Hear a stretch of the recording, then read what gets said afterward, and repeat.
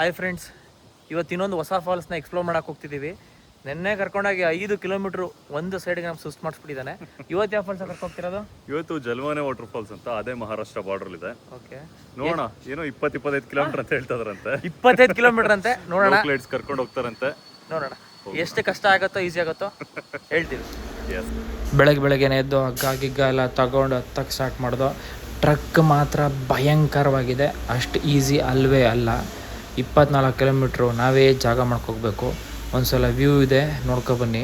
ಇವರೇ ನಮ್ಮ friends, local leads, ನಮಗೆಲ್ಲರಿಗೂ ಹೆಲ್ಪ್ ಮಾಡೋದು. ಇವರಿಲ್ಲ ಅಂದಿದ್ರೆ ನಾವು ಈ ಪ್ಲೇಸ್ಗೆ ಹೋಗೋಕ್ಕೆ ಆಗ್ತಿರಲಿಲ್ಲ.